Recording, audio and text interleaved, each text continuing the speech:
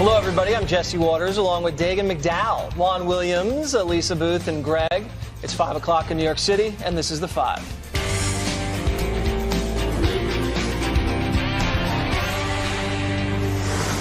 This is a Fox News alert. President Trump refusing to back down in his border battle to build the wall. Trump issuing the first veto of his presidency to overrule a resolution that blocks his national emergency declaration at the border. The protection of the nation is my highest duty.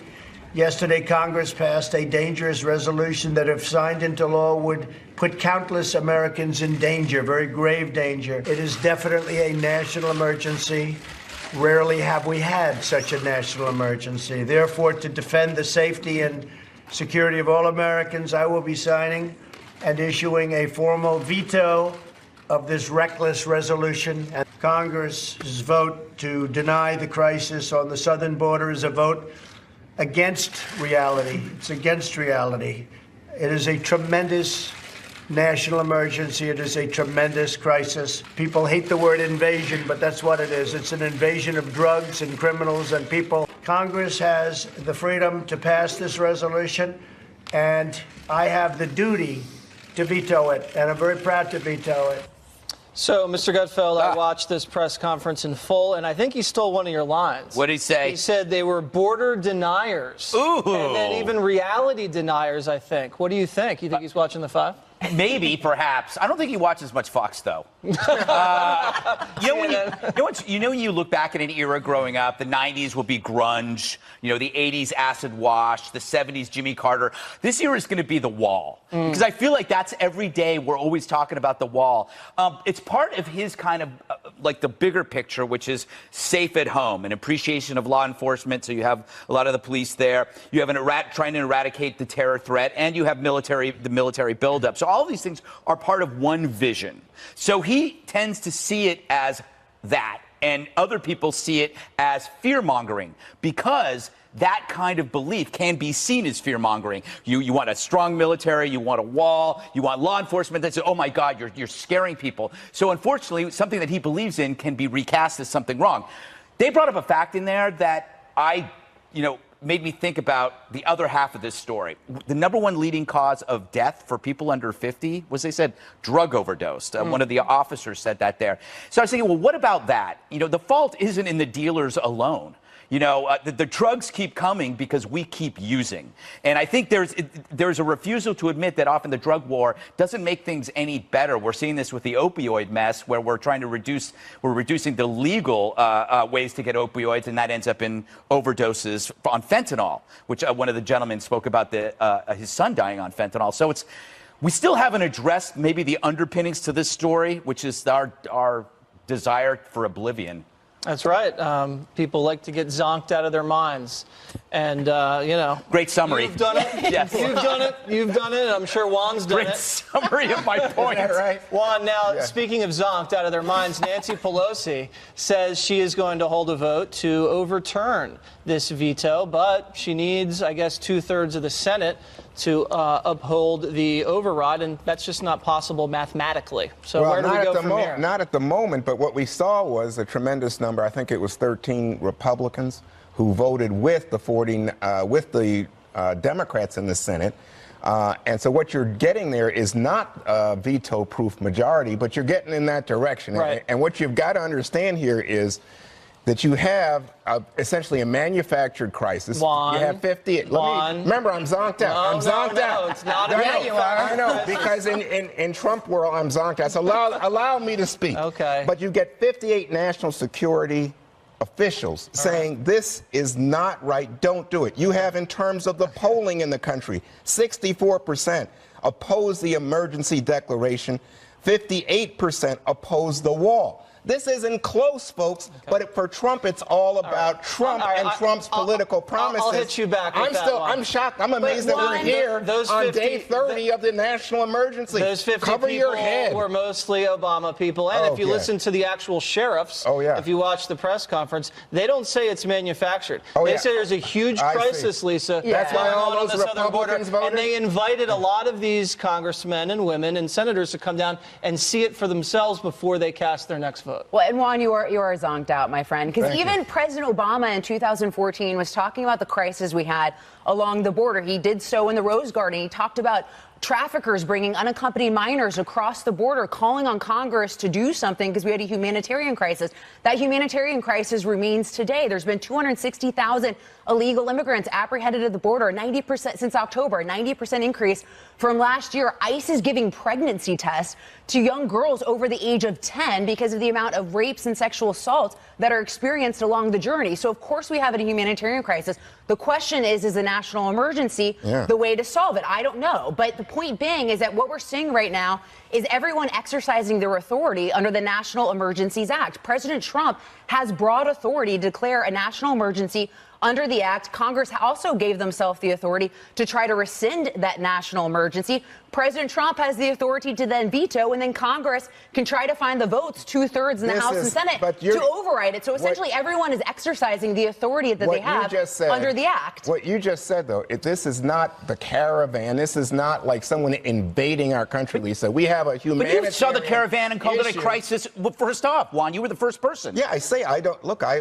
worry about those folks, but that's so different than talking about an invasion where you send troops and you declare national. People die no matter what you call it. People die. By the way, never has any national emergency been declared to get around the fact that Congress won't fund. This is an exceptional. Well, then why did they write the step. act that way, Juan? I Why, mean, did Congress write an unconstitutional act? I No. mean, They said it's never reason. been done. Is all I'm saying. Let's they get wrote Dagan it. in here. Dagan, I don't see how this plays out in any other way that it gets just tied up in the courts. Yeah, it is. It will get tied up in the courts. I think that there were 4 additional states that signed on to this lawsuit challenging the emergency order, bringing it to 20.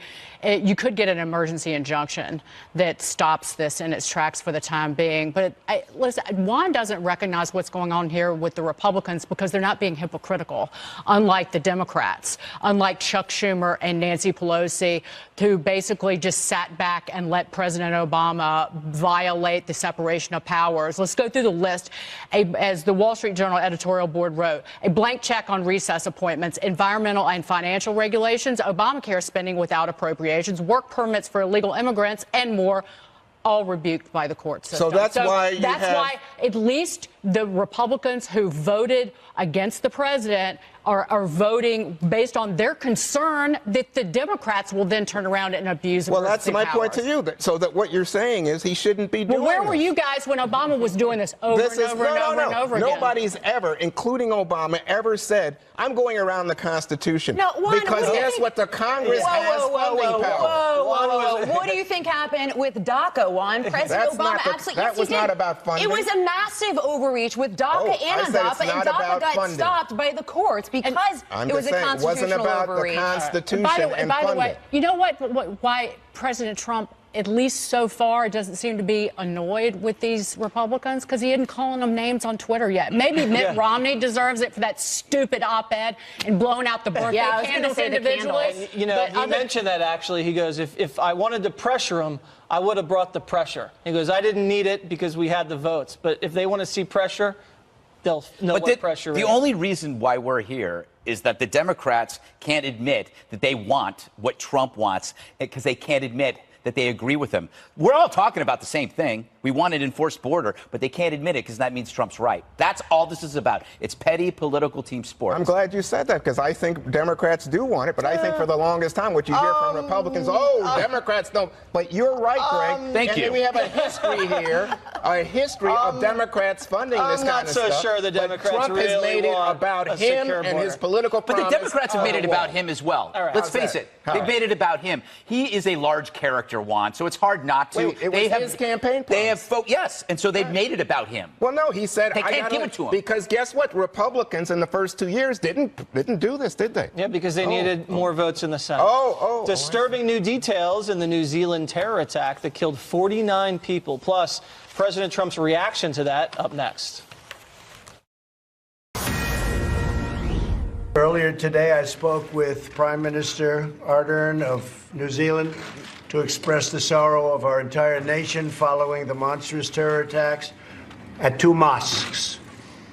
These sacred places of worship were turned into scenes of evil killing You've all been seeing what went on. It's a horrible, horrible thing. I told the Prime Minister that the United States is with them all the way. President Trump reacting to the horrific New Zealand terror attack.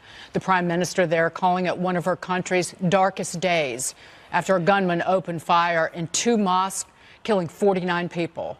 A suspect has been arrested and charged with murder, as reports indicate he live streamed the murders on social media, on Facebook. Jonathan Hunt has more of the details. Jonathan, what can you tell us? Dagan, the live-streamed video of this attack is horrific to watch. We will not show it, but we have watched it for the sake of accurately reporting what happened. You see on the video the gunman drive calmly toward the mosque, playing music and talking to himself. He approaches the entrance and fires his first shots at 2 men. They drop to the ground. One tries to crawl away desperately. The gunman walks up behind him and fires several more shots. The man stops moving. Then the gunman moves into the main prayer room, where 2 large groups of worshippers are already cowering in 2 separate corners. The shooter fires dozens of rounds into each group. One man appears to run at the gunman, but is shot at point-blank range. The shooter then turns his attention to the groups again, firing even more shots. He reloads several times, walks back into the hallway, and then back into the main room. Many of the men there are already dead. Some appear to be wounded. The gunman walks slowly toward them, taking kill shots, finishing off his victims with bullets to the head or body. By our count, the gunman fires around 187 rounds within just the first 2.5 minutes of the attack. Once he leaves the mosque, he shoots several people on the street, including a woman wearing traditional Muslim dress. She is wounded. She lies on the street crying out for help. The gunman walks up to her and once again delivers the final shots directly to the woman's head. He then gets back in his car. He drives over that woman's body and continues to shoot other people from his vehicle. There is no sign at that point of any police officers. The video stops after about 16 gut-wrenching minutes, and by our count, 236 shots fired. Now, the gunman also left online a manifesto of sorts. It's long, it's rambling in places, precise in others. The gunman makes his motivation very clear: intimidating, repelling, and killing what he repeatedly calls Muslim invaders. He says mass immigration is a threat to civilization, and at one point he poses the question to himself: are you a supporter of President Trump? His answer, quote, "As a symbol of renewed white identity and common purpose, sure. As a policymaker and leader, dear God, no." The gunman, who was taken into custody alive, also said in his manifesto that he hopes to go to trial, where he will plead not guilty, because in his view, he was taking action against what he calls an occupying force. Leaders around the world, including President Trump, have refuted that idea, saying it was an act of pure hate, pure evil. I used to live in Christchurch for a time after 9/11. Dagan, I can tell you it is a beautiful and peaceful place. It is like a snapshot from the 1950s, immune somehow to the problems of the modern world. Well, it is around 10 a.m. Saturday in Christchurch right now, and everybody there and across New Zealand is literally and figuratively waking up to a whole new reality. Dagan. Jonathan, thank you so much. Greg, I want to focus on the social media aspect of this, that this was live streamed on Facebook and only removed by Facebook after it was flagged to them by the New Zealand police. It showed up on other social media sites, on YouTube and on Twitter. They're not doing anything to stop this. Well, two things. I don't know what you can do. Right now, a few weeks ago on Twitter, they were suspending people for tweeting the phrase "learn to code." So if you're spreading yourself that thin, chasing that stuff, it's like having the FBI go after gum chewing on the subway. You're not going to get the real crime. They're trying to figure this out. I said this a couple of days ago. Technology is ahead of humanity. We aren't catching up to it, so we have this vulnerability. The biggest issue, and we talk about this after every shooting, is the copycat effect. That's why we never mention the guy's name. That's why we try not to cover it. Blanket coverage, because blanket coverage enlarges the spotlight, which is what they want. Each shooter cites previous shooters. That is a fact. Each one inspires the next. My worry is that because he filmed it, he gave it a wider wider reach for more people to see, expanding his footprint. And it is I would not just go after the social media. It is our responsibility in the media to shrink that footprint to as small as possible. Jesse, and I should correct myself. I said they're not doing anything. Facebook says that it has 15,000 contractors and employees reviewing content as part of a 30,000 person team working on it. But I can say this, since they launched live streaming, there have been murders, there have been suicides. In fact, there was a man in Thailand who killed his 11-month-old daughter in a live video, and that was about 2 years ago, and we still have this going on. Well, I don't know what anybody can do about that because we live in a free society. So people can use technology however they want, and you have to catch up with the fact afterwards, and that's the unfortunate situation. Now, I don't understand how the media can lie about this guy's manifesto. I read it. The manifesto, if you read it, does not attribute this guy's philosophy to Donald Trump. This is a direct quote. The nation with the closest political and social values to my own is the People's Republic of China. This guy was an eco-nationalist, meaning he was a racist and thought that the immigrant population of the earth was too fertile, and they were overpopulating everything and were causing climate change, and they needed to be eradicated. He said he's not a conservative, he's not a Nazi, and like Greg said, he was celebrating these wacko European mass shooters more than anything. So for the media to link Donald Trump and frame Donald Trump for some lunatic's actions halfway around the world is so irresponsible, and it's exactly what the guy wanted. If you read the manifesto, the guy wanted division in this country. He wanted the left to overreact and take away guns from Republicans and wanted to balkanize North America because that would create more racial purity, in his opinion. So we were very responsible when the Bernie bro shot up Steve Scalise's baseball game. We didn't attribute that to Bernie. We didn't attribute that to the left-wing media. We said everyone's individually responsible for themselves. But the media doesn't do that when it's on the other side. They only frame Republicans. Because it's easy to tweet that Trump was somehow responsible. Yeah, for I this, could which say I saw say the Israeli-Palestinian violence that's happening today. I could point to Omar and say she instigated the anti-Semitism, hate against Israel, and that's why there's violence. But I wouldn't do that because that's not true. So I would say, one, I think it just takes a special kind of evil to target people in a house of worship. That's supposed to be a place of refuge. They were praying. It's absolutely despicable and disgusting. We obviously pray for the victims and their families as well. I'm with Greg. I really struggle in the fact that I think there's a responsibility to deny these killers what they want. And this guy wants to live in infamy. Clearly, he wrote a manifesto because he wanted it out. And I'm all about denying that by not giving the manifesto any time and not giving him what he wants.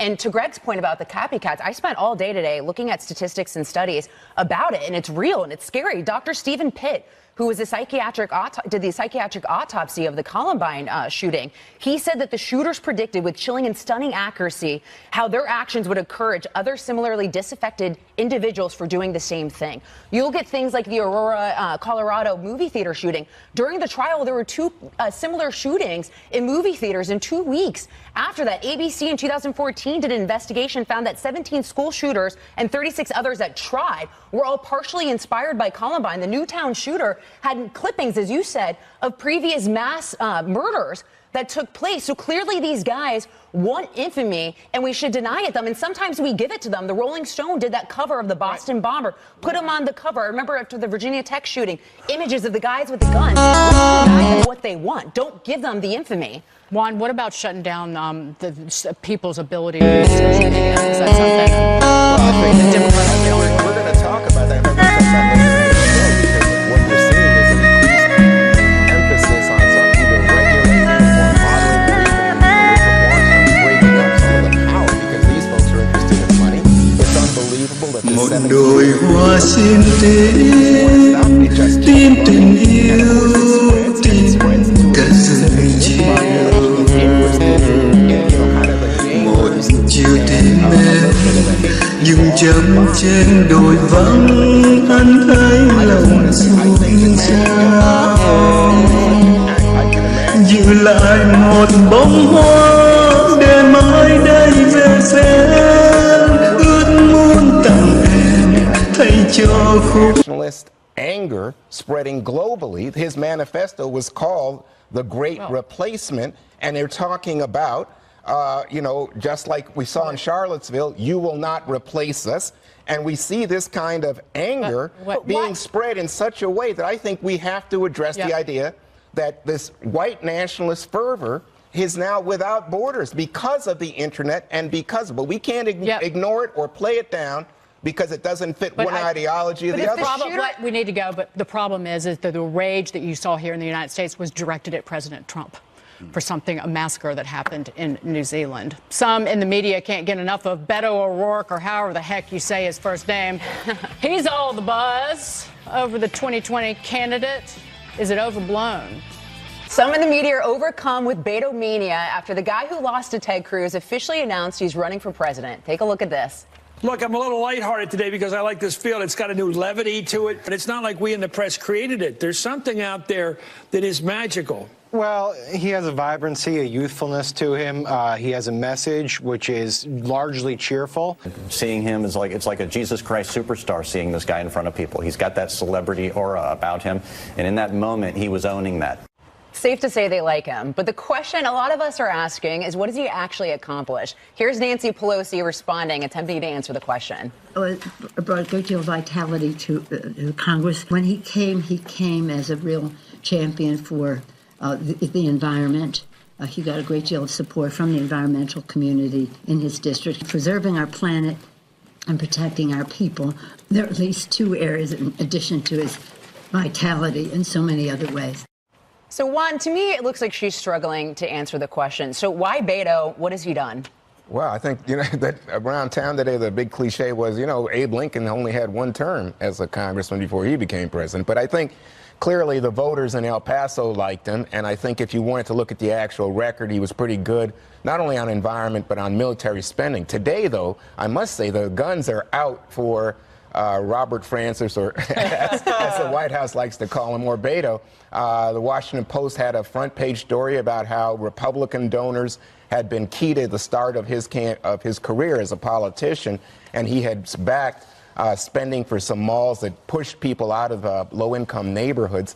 And then you also have to keep in mind that and I think this is really important, Lisa, sometimes I think the right can't hear this, but he did lose to Ted Cruz. But for people on the left, the idea that in Texas, he challenged Ted Cruz and raised a record amount of money, like $80 million, I think, really makes him a superstar. Well, you're right. He did raise a record amount of money, Jesse, but part of that was because he was running against Ted Cruz, someone that the media hates, that the left hates, so they really protected him, and his record really wasn't examined. Now that's going to be a little bit different, Jesse. I was talking yesterday about the fact that he supports the Green New Deal, allegedly, but took more money from the fossil fuel industry than anyone else besides Ted Cruz. So this stuff's going to surface, and do you think it's going to end up having an impact on him?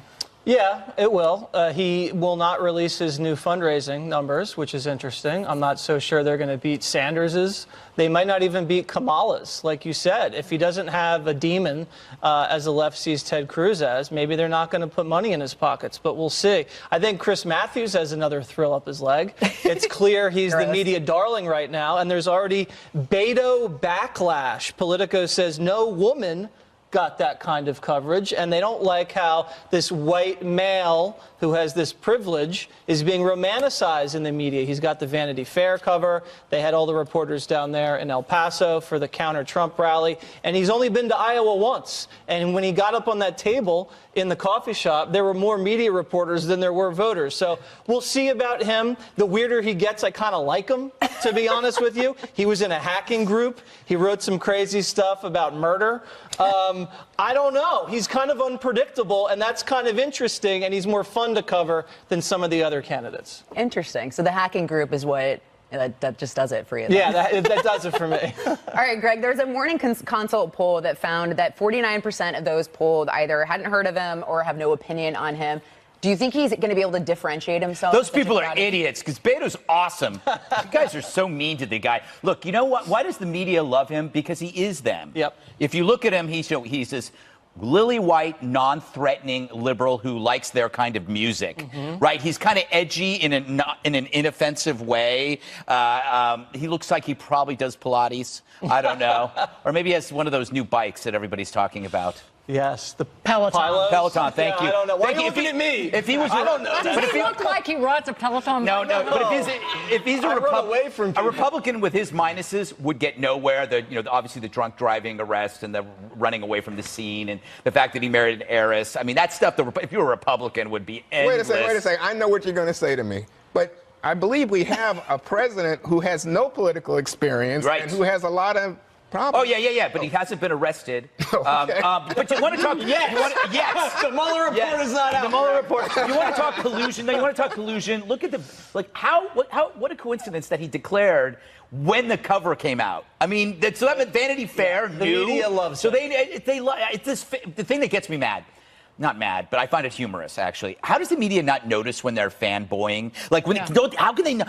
When they're talking about somebody they love, do they go deaf? And they can't hear how hilarious they sound when they're talking about. They're basically vomiting Valentines, projectile Valentines, and it's we like don't do that. I've had more men talk about how he's kind of a himbo, and women don't see that. Quite frankly, the men. You're right. The men. A himbo. What's a himbo? A male bimbo. The men are more into him than the women. And by the way, I just want to say a couple of things. Well, Jesse, if I squint and move my chair weight, you kind of look like him. Oh, don't you dare. Oh, my God. So I looked at their website. There's nothing about policy. There's just some merch for sale and a couple of photos of Beto, one where he has sweat dripping down his face.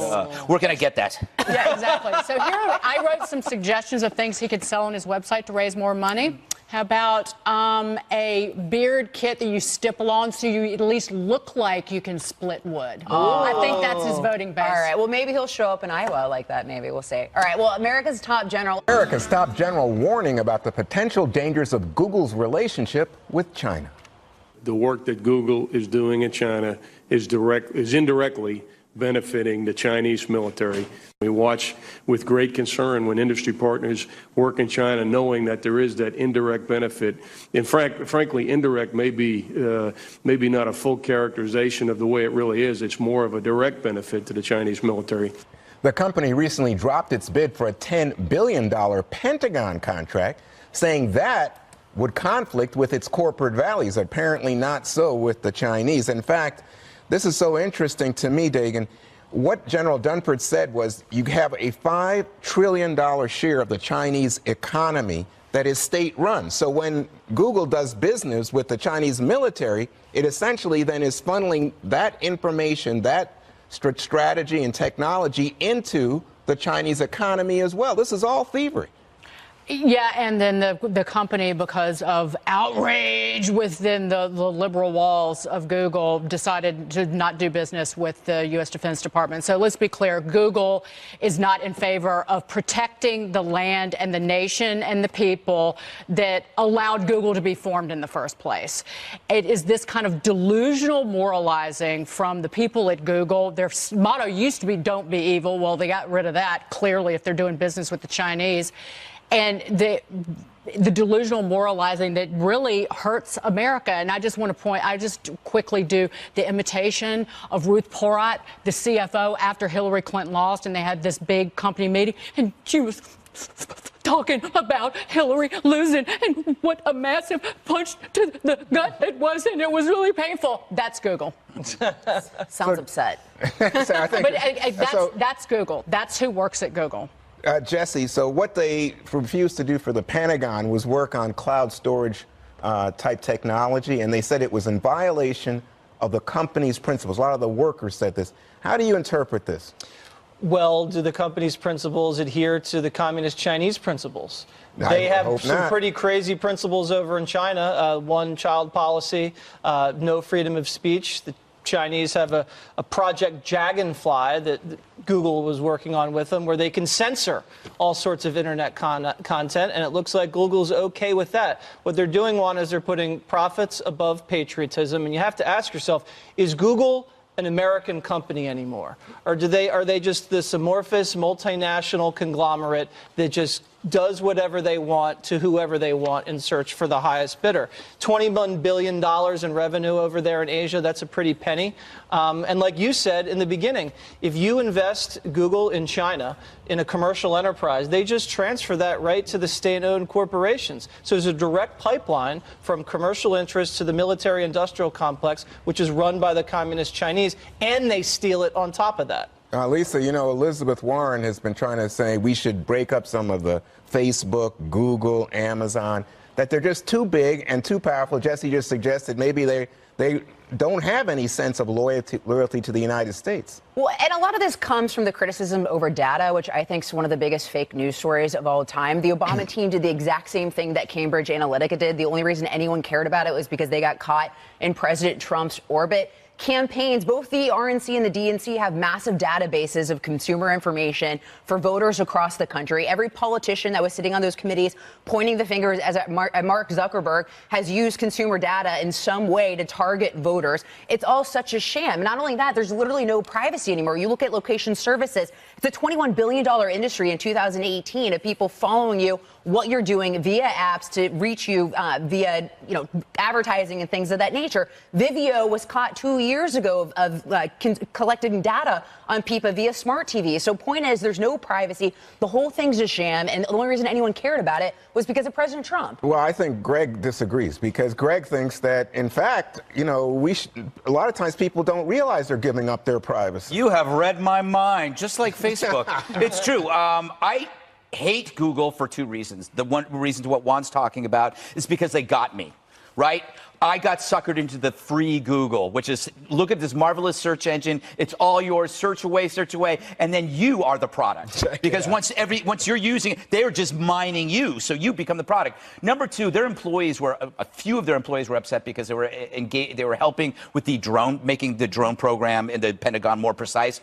Precise drones will help eliminate mass warfare. That's what it's about. You don't have to carpet bomb anymore if you have precise drones. So what they were arguing about was, what they were defying was actually progress that would help save millions of lives. Instead of Google, ask Jeeves. Yes, yes. Let's go back. Yes. All right. But they're rushing us because there's so much fun about to happen. An explosion of Fan Mail Friday with Maestro Gutfeld. Yes. Oh, yeah, Fan Mail Friday. Let's get started. Don't have enough time here. Instagram question. If you were a college professor, Juan, what would you teach? Well, I was a philosophy major in college, but I don't know much about philosophy these days. I discovered my thesis the other day in the basement. I couldn't even understand. What's this guy writing about? We feel that same way. But now it's like, I'm all steeped in politics and history. I should have majored in something that would have been useful. My mom would have appreciated it. Yeah. How about you, Lisa? I would do like history of rock and roll or bowling or something like that. Bowling, because then you still get paid, and it's not really, no. Wait a minute, were you in that college scam? Dagan? No, I did not. I would teach speech to everybody in an Ivy League school. Very good, very good. Jesse? I wouldn't teach, I would coach. I would coach. Which sport? Why don't you teach coaching?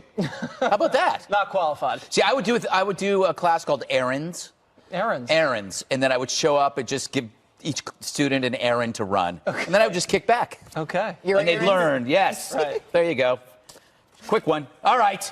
Cherries, right? What is the nicest thing you have done for someone else this week? Why are you looking at me like that? You know I can't come up with anything. Jesus.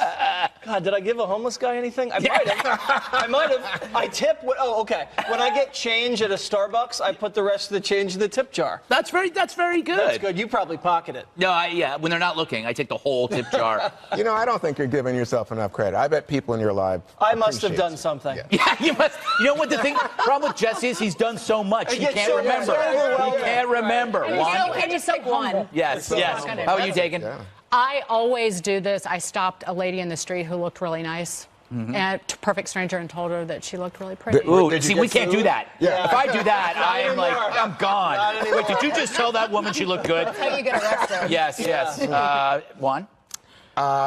So I can think of two things. One, I mentored a young man. I took him to dinner and hung out with him. But secondly, I agreed to give us free speech MC an event. That's really good. Nice. Wow. Lisa? He's like the Dana of the table now, showing off. Lisa? I don't know about this week, but next month I'm watching My Special Needs Aunt for my parents so they can go on vacation. Oh, that's really And it's a vacation I bought for them.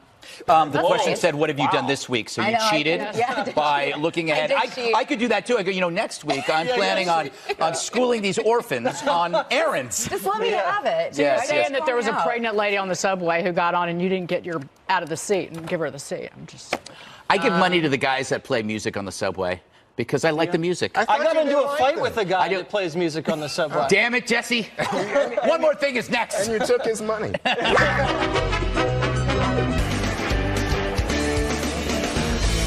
Time now for one more thing. Bernie Sanders has a big bandage on his head. Check out this.